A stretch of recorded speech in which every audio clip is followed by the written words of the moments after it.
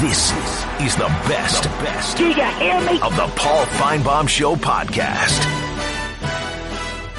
Matt is up next in Georgia. Hey, Matt, good afternoon.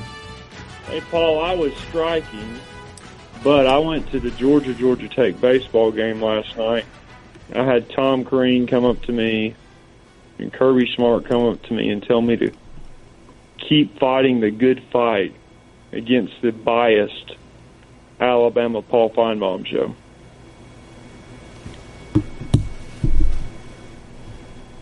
Any words, Paul?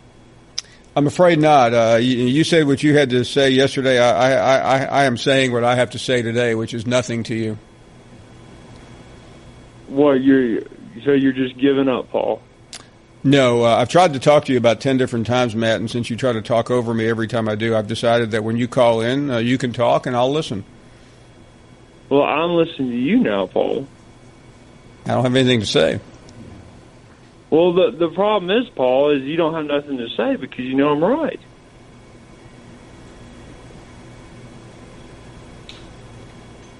I mean, tell me how I'm not right. You've got Tom Crean and Kirby Smart saying that, Matt, you're fighting the good fight. You know? And then for the I-Man to call yesterday and say, we're scared of success? What rock is he living under? We're starving for success. We went 13-2 last year. That hadn't happened in a long time. And you're right when you said Mark Rick and Georgia fans in the past have been passive because some have been, but not the key donors. There's a big difference. There's the fans that call into the Paul Finebaum Show, like myself, but there's the fans who give a lot of money to these programs, help these programs keep going. And there's a lot of fans, they want to win at Georgia. They want to win big. It's not passiveness. I mean, Don Lieber, you know who that is. Do you think Don just wants to just barely get by? No. You know, I'm just telling you. You may disagree with what I'm saying, and I know you're, you know, what bothers me the most is you're on ESPN and you run a biased show, you know, and Nick Saban picks on you, and you still take it. And you say, oh, Nick apologized to me in private. Sure, you know, sure he did, Paul.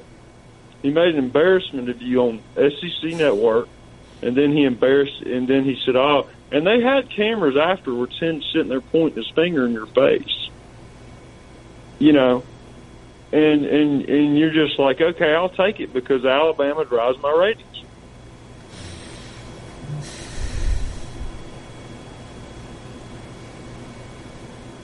And I guess I just left you speechless, Paul. And the thing is I'll have all these Twitter people. Like, there's this guy named Ace8 who wears a bow tie who sits there and says, hey, Matt, you been drinking today? Who, me? Yeah. I don't drink. Well, why are you so angry then?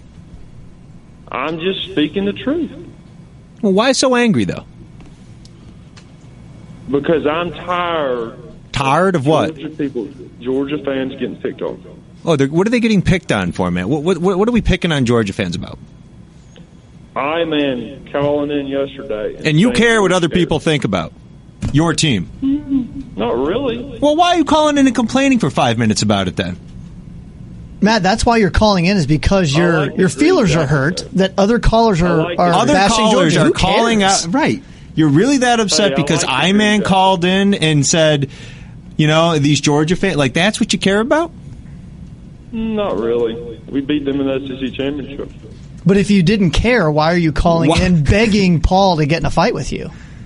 I'm not begging Paul to get in a fight with me. Then what are you doing? Yeah. Well, I do like the Augusta National Green Jacket. What state is that in? It's in Georgia. What state is the greatest golf tournament in the world in? Georgia. 100%. Hey, let me jump in here for just a second. Hey, okay? One more thought. Matt, Matt, listen to me for 1 second. And I just proved something to you a minute ago, which is a valuable lesson for a young man like you.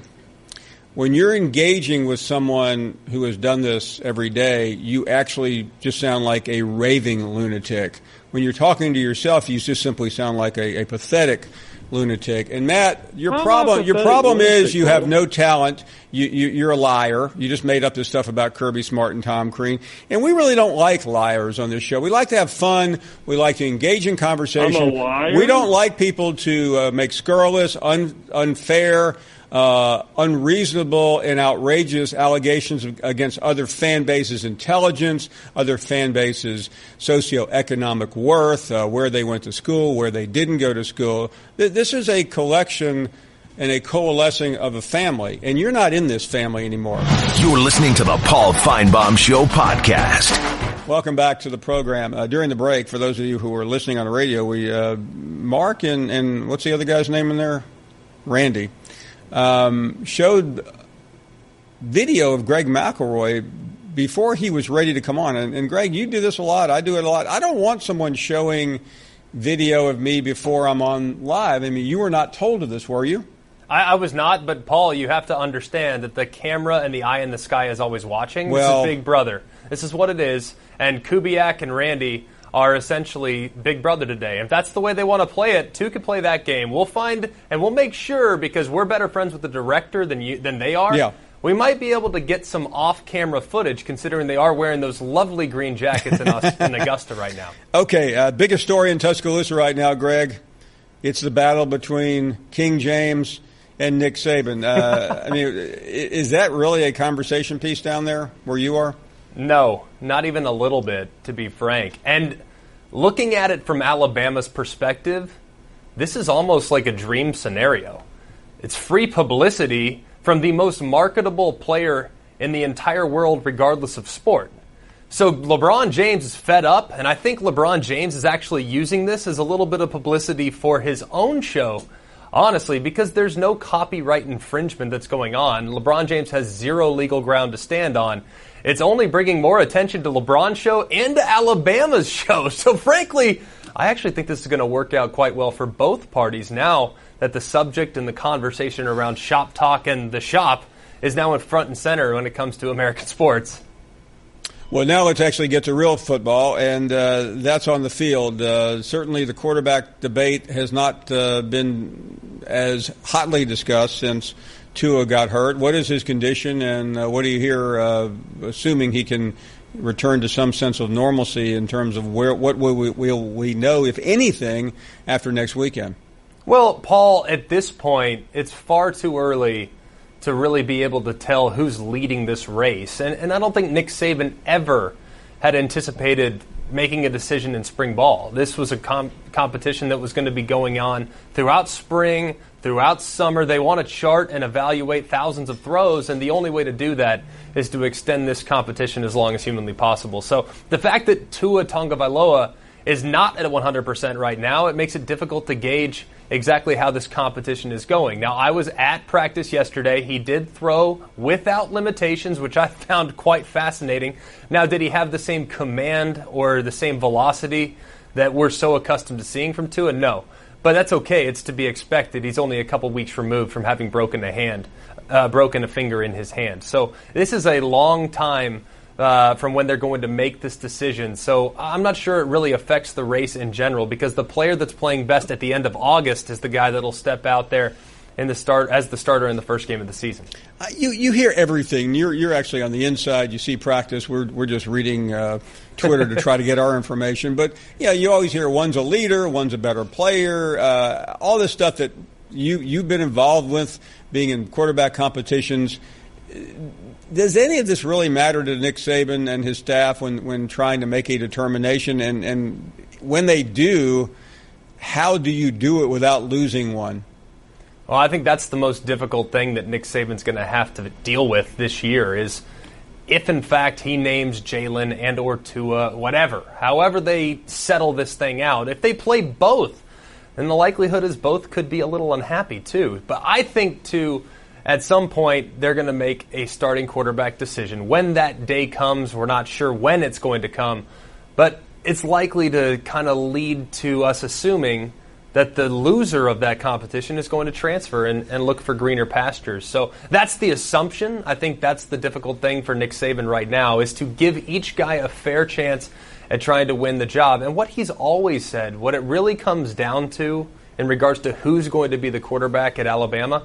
Who's the guy that the players, the other 10 on offense and the 11 on defense, who are they most likely to follow? Who wins the team? And that's what Nick Saban has always said, and I would assume that he would use that same strategy and philosophy in this quarterback competition alone. But he has to, I think, understand that if he does name a starter too early, then one of those guys is highly likely to transfer and try to search for an opportunity to play, not just next year, but maybe the year after that as well. And you know how this the mindset of Alabama is, especially under Saban. He never names a quarterback unless he has to, and he usually doesn't do it, does he? No, I can think multiple times whether it was A.J. McCarron when he won the job. It wasn't until the second week of the season in 2012 or 2011, because he was battling with Phillip Sims. You remember Jake Coker didn't even seize control of the position until after the Ole Miss game. You can remember Blake Sims was back and forth with Jake Coker, and really Blake Barnett and Jalen Hurts were back and forth in that first USC game. So he's actually taken it into the season on multiple different occasions. Last year was a different story because they had a returning quarterback for the first time in quite some time. So I would assume that it might play out into the regular season a little bit, depending on how close it really is, and just in order to kind of protect themselves from allowing one guy to leave the program before the season gets underway. Before you go, and you mentioned him a few minutes ago, not about what I'm about to ask you about, but you mentioned him in terms of him competing for the job in 2011. But I keep reading on the internet about you and A.J. McCarron. What's going on here? I don't know why everyone's so bent out of shape about this. I said, look, every backup quarterback that we've seen go, and it hasn't worked out so well. I love A.J. I hope he does well.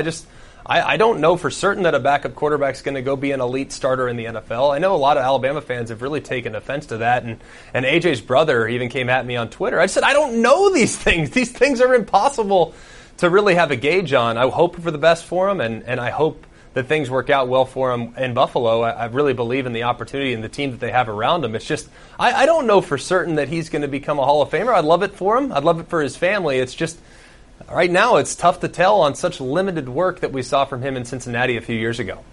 Yeah, I usually get the wives coming after me. You get the brothers. I get brothers. I get wives. Everyone comes after me right now, Paul. I'm just trying to say how I see it. Well, I don't give opinions anymore, Greg. So you're doing much better. Hey, thank you so much for the call. Really appreciate it. For time, and you can call too. I'm going to call in a second. Yeah, I'd like to talk to the guy that was just on the phone before I came on. Yeah, Matt from Georgia. In Gainesville, Georgia. He said that Kirby Smart's the best coach in college football right now. I love that he tried to claim about Georgia supremacy by mentioning the fact that Augusta National is located in Georgia. That's well done by him.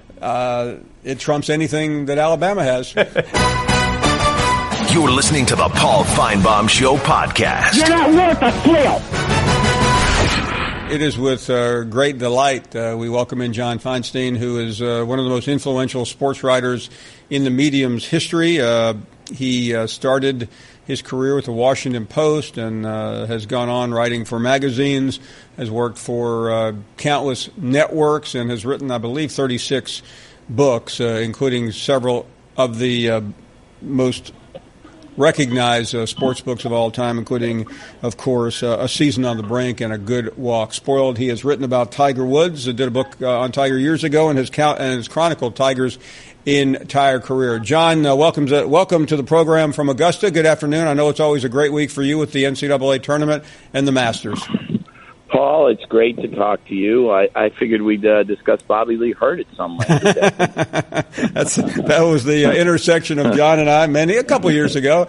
You weren't even famous then, and neither were you. Well, no, I was closer to the end than I was the making it. But it's so great to have you on, and I couldn't help but think of you. I was watching, I don't know what network it was today, when they were talking about Tiger Woods and the significance of what he is doing this week. The author of the piece said it may even be more significant than the 14 majors that he has won, that he's been able to come all the way back.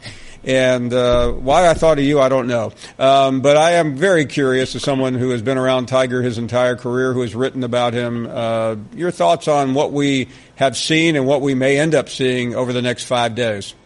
Well, I just don't feel like we've seen anything that really matters yet, Paul. I think it's great that he's healthy.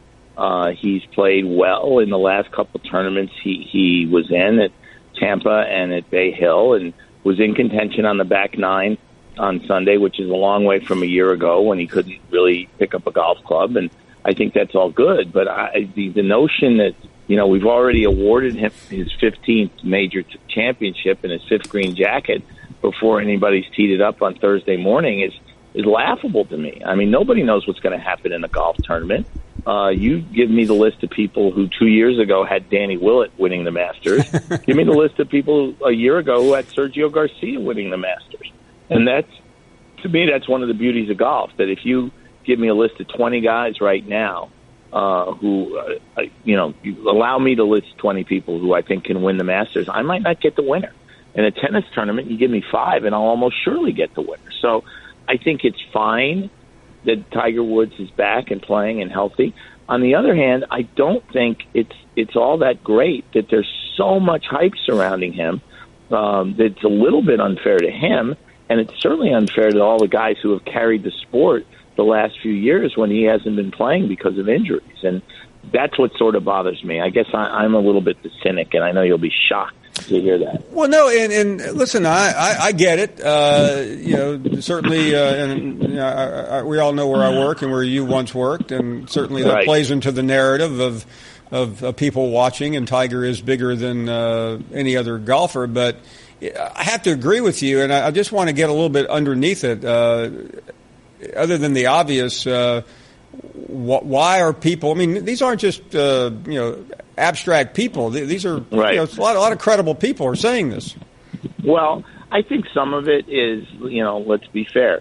Tiger Woods drives ratings like no golfer in history. I mean, when he tees it up, and if he's in contention, ratings basically double because he brings a lot of non-golf fans to the TV sets, and sponsorships go up, and ticket sales go up, and he's an iconic figure, and he should be. I think he's the greatest player in the history of golf, with all due respect to Jack Nicklaus. I think when he was at his dominant best, winning those 14 majors, he did things that no one, including Nicklaus, and Nicklaus would be the first to tell you that, ever did. I mean, he won the Masters by 12 when he was 21. He won a U.S. Open by 15. He won a British Open by 8. He won at least 5 events in the same year on 9 different occasions. I mean, that's just ridiculous how good he was. And then he became the scene of an accident, literally and figuratively, at the end of 2009. And his entire private life was splashed across every tabloid front page. And so people want to see if he can come back. People want to see if the genius is still there. I understand all that. What I don't understand is how many people are enamored of him, because he's never been a nice person, Paul. And he's never, he's being more friendly to other players now. He was very good as a vice captain at the Ryder Cup 2 years ago. They're trying to sell the idea that he's, an older, friendlier Tiger. I'm not necessarily buying that. For example, today he played with an amateur in a practice round who's a firefighter for a living, and it's a nice story. The notion that he would go out and play a practice round with this guy, and no doubt it was the greatest day in this guy's life. His name's Matthew Parzial. And instead of taking a few minutes to stand under the famous tree here and talk about playing with the guy, he gave somebody from Augusta a few quotes that they could print out and give to people. But why? Why can't you take 10 minutes of your time to answer some questions or do a joint press conference with the guy, which would have been really cool? So I understand the fascination with him as a golfer because he's been so great through the first 12 years of his career. I don't understand the people out there living and dying with every putt that he makes. In terms of what you've seen, and this is more analytically than what we just got through talking about in terms of who Tiger really is, what is he capable of this week? Well, as you know, he's had a lot of success on this golf course, not only winning 4 times, but contending more often than not through the years when he's been healthy. He knows the golf course well. He's played in this event, I think, 21 times. Like some of the other older players, and he's now an older player at 42. And he's hit the golf ball very well in the 5 tournaments that he's played. He's been able to, get it out there to a very respectable distance off the tee. He's hit it fairly straight. He's never been a consistent hitter of the golf ball off the tee. But the thing is, when he did get in contention at Tampa and at Bay Hill, his putter failed him. And the thing that made Tiger all those years was he never missed a clutch putt. I mean, he never missed a clutch putt.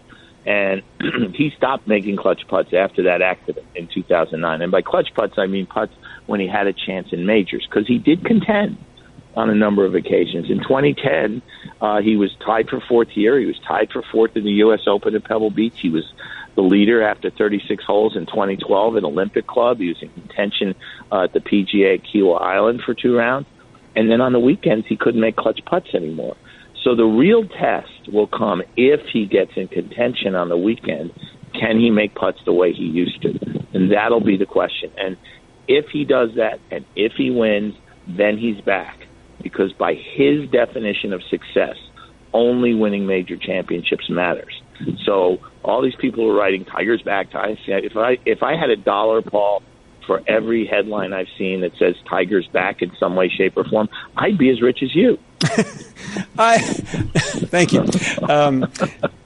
John, I'm curious, though, and certainly you are not afraid to say anything. That's one reason why you've been so successful, and one reason why maybe you've run into some roadblocks. But in terms of the media and the people, whether they're propagating the story or just simply disseminating it, I mean, what are why do you, other than the obvious ratings? I mean, some of these people are not part of the ratings machine. They're just individuals who are saying this.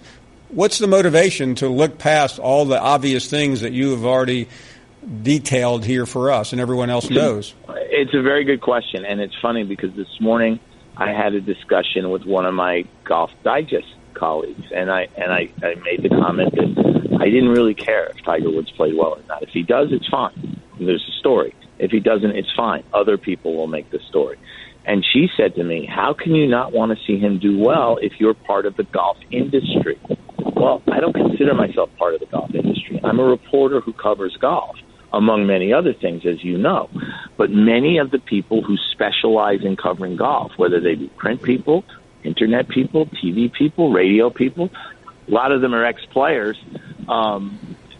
They have a stake, in a sense, in the golf industry, and they want to see Tiger Woods do well because they think it's good for their business and their profession and their life if he plays well, because there's no question there's more interest in golf when he's playing well. Let's be honest. If Tiger Woods wasn't playing this week and wasn't a factor, considered to be a potential factor, you wouldn't be talking to me right now. You wouldn't need me to come on and talk about Rory McElroy or Justin Thomas or any of the other really good players. The reason you're interested in talking to me and others are interested in talking to others is because Tiger Woods is a factor again. If you had to make a projection, and I'm not saying you don't love me. I think I do. Yeah. The only reason we were able to get you on is all of my bosses are currently watching the Masters.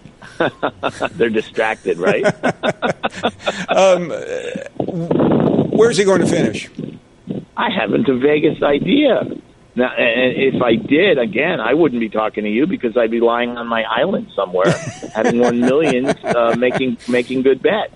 But that, to me, that's the fascination with it, that we don't know. That there are guys we're talking about, whether it's Dustin Johnson or Tiger Woods or Rory McIlroy or Ricky Fowler or Justin Thomas or Bubba Watson, who's played really well this year and has won here twice, on that, like, who could finish first or could miss the cut. Because you never know in golf. You never know when a guy's going to wake up with a tweak in his back, or he lost something on the range or found something on the range. I mean, Tiger Woods could win. He could also miss the cut. I'd be surprised if he missed the cut because he knows this golf course so well. I would be surprised if he won, only because you always bet the field against any one individual.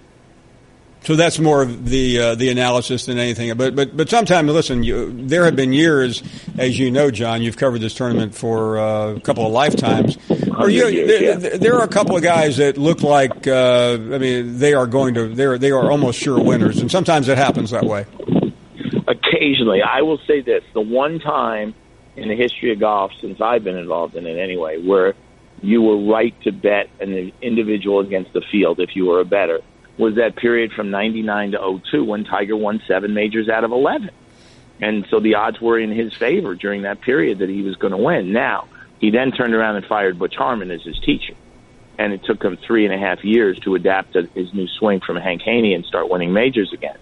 So, yeah, there are times when you look at guys and say, he's got a great chance to win. But it's not like tennis, where when Roger Federer was at his peak and you went to Wimbledon, you knew it was going to take something extraordinary for Roger Federer not to win Wimbledon. Same with Serena Williams on the women's side. That's never the case in golf. Even when somebody is playing in a dominant way, he might not like the golf course. It might not fit his eye, or he might have a week where the putts just don't go in. What made Tiger so extraordinary was he was the exception to that rule for many years. John Feinstein, live from Augusta. Too much fun. John, many, many thanks for coming on. Always a pleasure. It's a pleasure and an honor for me to talk to you, Paul. You know that. Well, you've played a big role in. Although, what was that song they were playing coming back? Oh, that's the. Come on, God. John. That's Taylor Hicks, who won American Idol 12 years ago. Wrote that song for this show. I have your address. It's never been heard from again, right? Well, come on, John. I mean, he's. Let me put it to you this way: it's not as bad as the song that ESPN wrote once upon a time for my buddy Tony Kornheiser. Whatever happened to Kornheiser? I've lost track. I have no idea. Ever since he left Monday Night Football, I haven't heard of him again. It hasn't been the same since then. Well, hopefully, doesn't he work for Michael Wilbon now? Isn't that the way it is? Once you're a Washington Post reporter, luck just seems to find you, no matter where you are. Can I tell you one very fast story about Kornheiser? You better believe it. Break. Years ago, I did a book with Red Auerbach, who was one of the great characters of all time. And we had a book party. And Tony's at the book party. And, the book grew out of these Tuesday lunches that Red used to have with a bunch of his pals. And so at the party, Tony walks up to Red and he says, I'm really sorry I can't ever come to those lunches. I would love to be there. I hear they're great fun, but, I'm on the radio every morning, so I can't get there. And Red looked at him and said, what makes you think you're invited? That is hilarious. Especially if you know Tony's ego. That was a great moment in history. No, well, anyway, he's another inspiration. But you've actually done something. I mean, he left writing and then went for TV.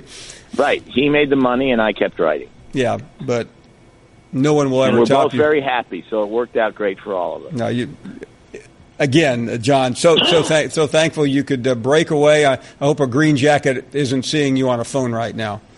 Well, I am in one of the few places on this campus that you're allowed to use a phone, and there are very few of them, but for you, I was more than happy to find one. Well, we appreciate it. John, hope to see you soon. Same here, Paul. Great to talk to you. Thanks for having me. All the best. Literally one of the great writers in the history of the medium, John Feinstein, joining us from Augusta. You're listening to the Paul Feinbaum Show podcast. Everyone in the neighborhood knew about Bobby. Bobby, the basketball boy, they called him.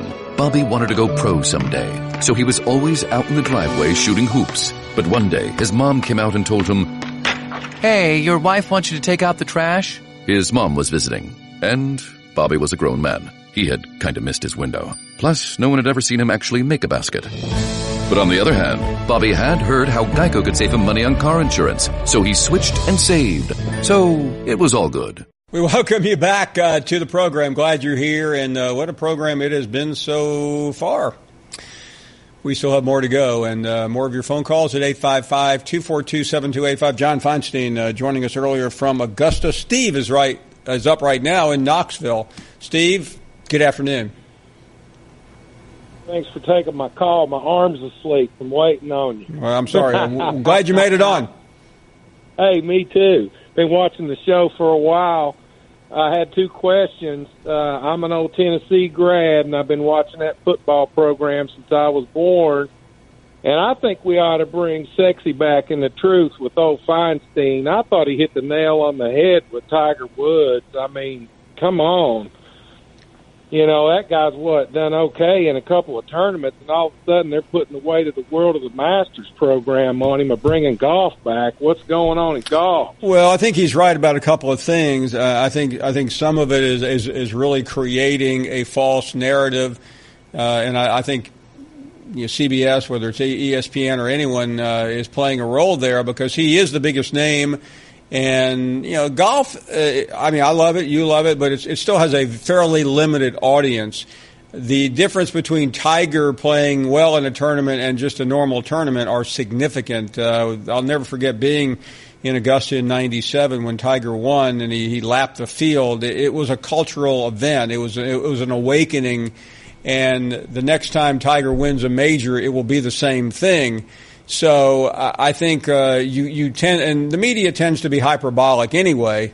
So the idea of Tiger coming in second 3 weeks ago and being a favorite or one of the favorites just naturally cranks up the adrenaline and hype machine to a close to a DEFCON 1 level. Well, I guess people are pretty easy because common sense really. It kind of brings me to my question about University of Tennessee football.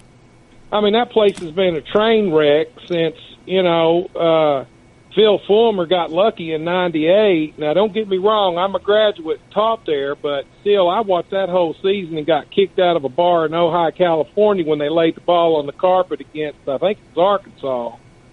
But if Chris Pruitt guy, I've never seen him much more gullible fans in a university, and I don't mean to talk bad about your alma mater either, but I'm somebody I've watched these ball players over there and taught them. I want to see them get a program over there that matters to them. And when they're seniors, they can walk out of there with their head held up and their injuries, and they ain't going to the pros. I want to see Tennessee turn it around, or we're going to have to split the SEC up into an A league and a B league and put Tennessee down there with Kentucky and Ole Miss and Vanderbilt and these teams that aren't going to come on. I'm worried about them, Paul. Well, I've been wrong before, Steve. I happen to think Jeremy Pruitt is off to a good start. Now he went 0-8 in the SEC last year, so what is a good start? But I don't. But I think that school has had so much mismanagement in the past 10 years or more that it's coming from the top. Oh, right. Absolutely. Listen, you know it. You live there, but the number of chancellors that have come and gone, the ADs. So I happen to think they're in good shape right now without John Curry, that's for sure. But it will not be quick. Well, the only thing I like about Fulmer, and I was a Pat Head Summit fan for AD. I thought she'd have been a good one. But at least with Fulmer, he's got his heart in football, and he's got his heart in himself. So, I'm sure the football program will do better. I just hope it's. I'm just for the kids. They don't get paid and they get a lot of injuries. That I taught Kurt Magid, and I watched that young man hurt his knee and hurt his shoulder in the same season, and he never missed class.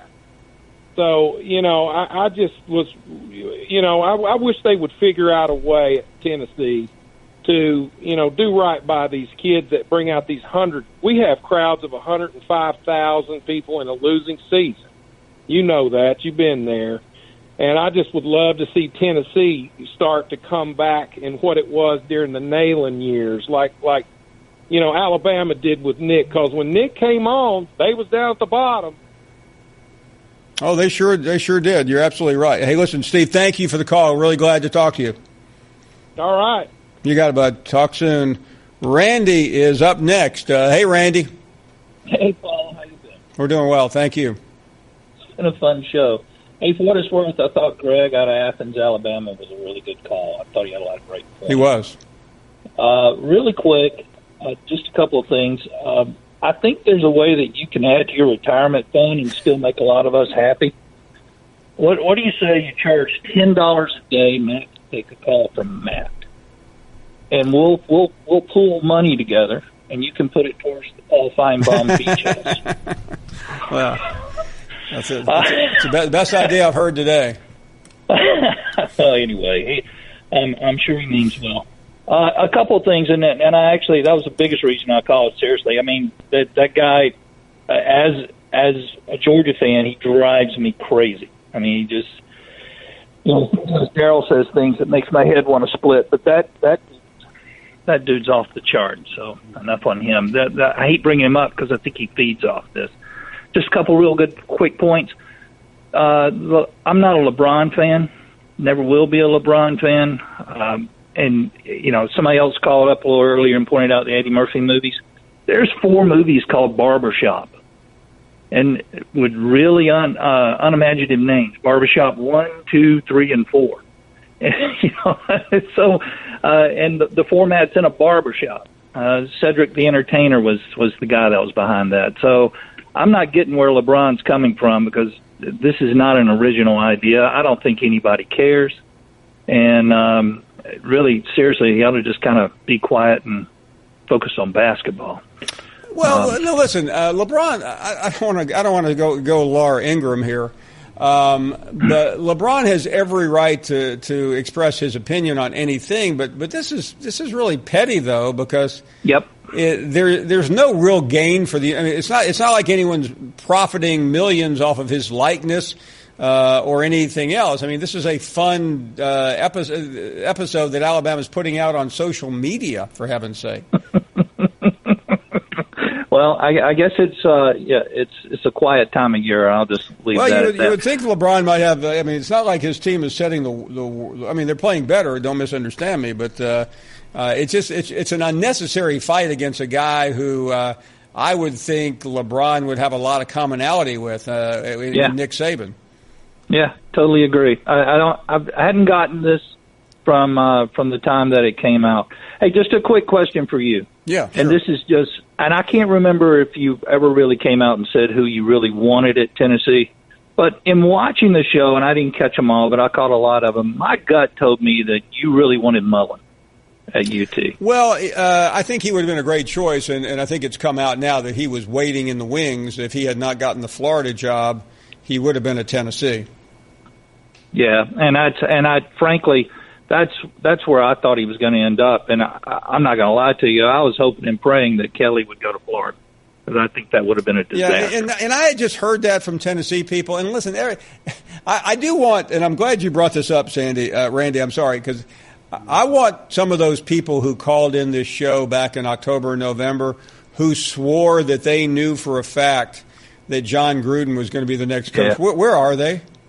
I don't know, but that was actually quite entertaining, because it brought a chuckle out every time it made no I don't think they ever called him. Well, there's no reason to call him. You knew he wasn't coming. No. It didn't make any sense whatsoever, and if he was going anywhere, he was heading for the pros, and that's exactly but Randy, what happened. I will say this, and I promise you, I'm not one of these that just jumps on bandwagons, but I am surprised the positive vibes I'm getting across the board on Jeremy Pruitt. I mean, he is really impressing people in that program and around the SEC. I talked to someone today where he used to work, and I'm not saying anyone's at Alabama is fearing anyone else, but I can tell you they respect Jeremy Pruitt in Tuscaloosa right now, and they think he'll do a great job.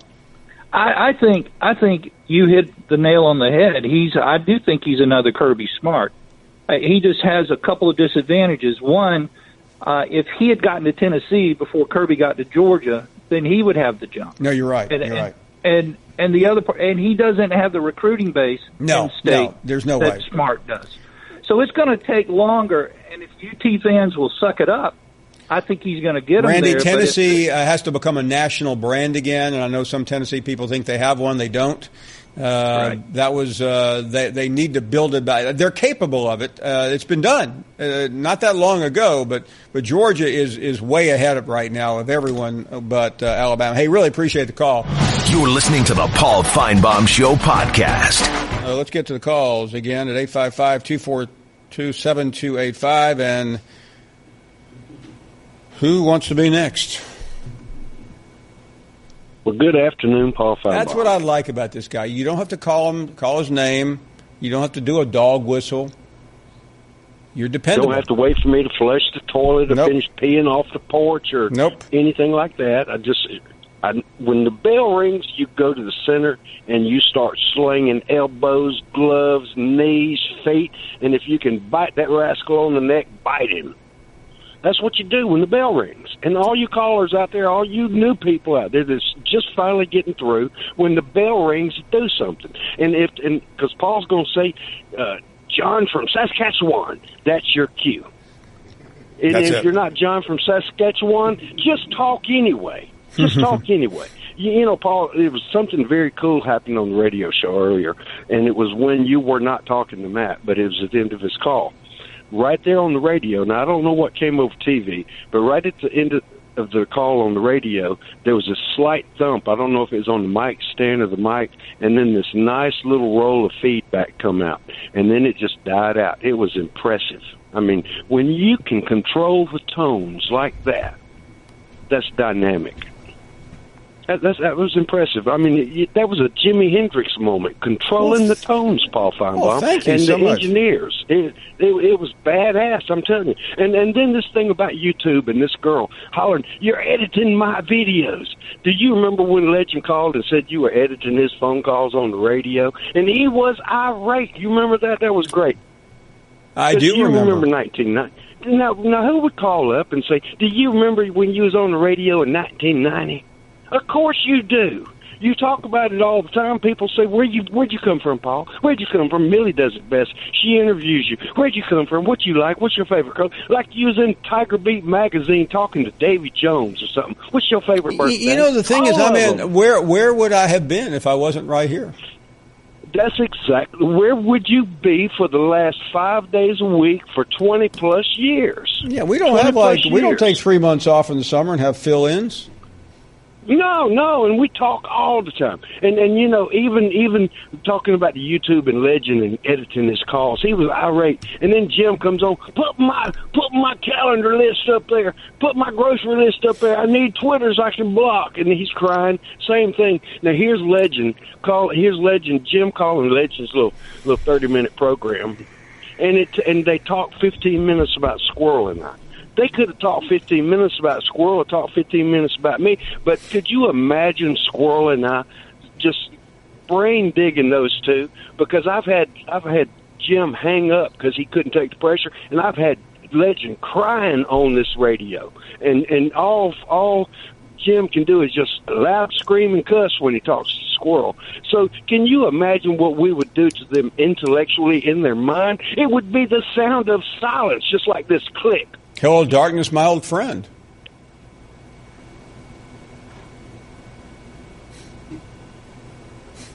He said sounds of silence. I was giving him the lyrics. Casey is in New Jersey. What do you say, Casey? Hey, Paul, it all kicks off tomorrow, and I just wanted to give the listeners my pick. I think Mickelson's going to win and defy age. And, you like Mickelson. I like that. I do. 5 birdies in a row yesterday on the back nine playing with Tiger, as he also made 2 eagles, Tiger, and he took some cash from Freddie and Thomas Peters. But, yeah, I think the experience, these guys are playing well. I think you're going to see both those guys in the hunt. And I think Mickelson is going to set a new record for the oldest player to win the Masters, 47 years old. Yeah, Nicklaus was 46. Yeah, he's got him by a year, and his form right now, let's face it, it's been the best it's been since he won the British Open in 13, and he hits the ball in the fairway and makes the putts. Watch out. Explain, Casey, as a professional, and you hear this all the time watching the Masters, the course knowledge, and I don't know, to me it seems like that place, it may mean more than any other venue, any other place. Yeah, I mean, it's one of the few courses where you can have a wedge into the green and still have to hit it 20 feet in the center of the green, because if you go for the pin and pull or push it a yard or two, you have no up and down. You have no chance of getting it close, and it's a bogey with a wedge in your hand. So experience matters. They know when to go for the flag, and they know when not to, and they know where to miss it. So if they're off the tee in trouble, they know where to hit the second shot so they can get up and down for par, rather than a 23-year-old going in there attacking the flag and hitting it over the green and making a double bogey. So it really matters there, the slope and the experience. I mean, the more you play there, the more you hit the same shots year after year. and they're both in good form, both him and Woods. So Casey, people don't understand sometimes when you talk about having to hit it at a certain place. Most people think you just hit the shot to the middle of the green, you're in good shape. I was at the 9th green a number of years ago, and I can't remember who it was, but they got above the hole. I think it was Sunday, and the flag was toward the front, right over that ridge. And the golfer putted the ball, and the ball started to die near the cup. It picked up a little steam, and you know where the ball ended up? It ended up 30 yards into the valley. Yeah, I mean, embarrassing. And that's a brutal pin location every year on Sunday, and they get the greens fast. And, of course, Greg Norman in '96. I mean, he was 2 up against Faldo right before he started folding, and hit the ball right next to the hole, and it spun back, and from there on he lost the tournament. But yeah, I mean, it's just it's a course that penalizes just being off by a yard or two, just because of the green speed and the undulation. Well, do you remember? It was like I think it was 5 years ago. Tiger was in contention on Friday on either 13 or 15. I can't remember which one it was. He hit the pin and it rolled back into the water.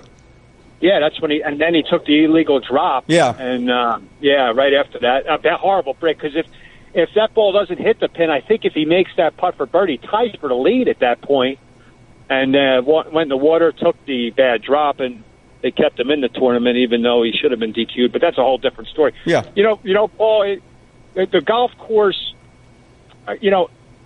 it rewards long hitters. You look at who's won there, Bubba, all the guys that pound it, but it's the guy that can stick the ball on the green where it's a makeable putt. And then they make the putt. That's what it is. It's all strategy into the green on the second shot. And the listeners, they can't appreciate the slope of the greens because TV doesn't do a justification, unfortunately. It really doesn't. No, and it's a cliche for anyone who's ever been there, but you have no earthly idea how hilly the place is until you're actually there. Yeah, and I saw where Bubba Watson hit this shot on the 10th hole a couple years ago in the playoffs. He hooked a wedge about 80 yards and won the tournament over Oosthuizen. I mean, just an incredible shot. And he's a guy that you got to watch out for this week. Winning 3 Masters is tough, but boy, that course fits his eye. And I wouldn't be surprised if a Georgia Bulldog takes another Masters, Paul. Great to hear from you, Casey. Stay in touch with us throughout the next couple of days. All right, enjoy the tournament. Thanks. You got our resident golf pro up in New Jersey, where the golf season has not begun yet. Thank you for the call. Let's continue. Bobby in Oxford, Mississippi. Hey, Paul. What's up, Bobby? Take my call. Couple of quick. Your Knoxville caller that said Ole Miss was a B-League team or something. Since you were running people off the show today, he gets my vote. But anyway, back to golf. I missed half your show, so I don't know what you've covered. I was watching the par 3 over on the other ESPN thing. But a couple of points. The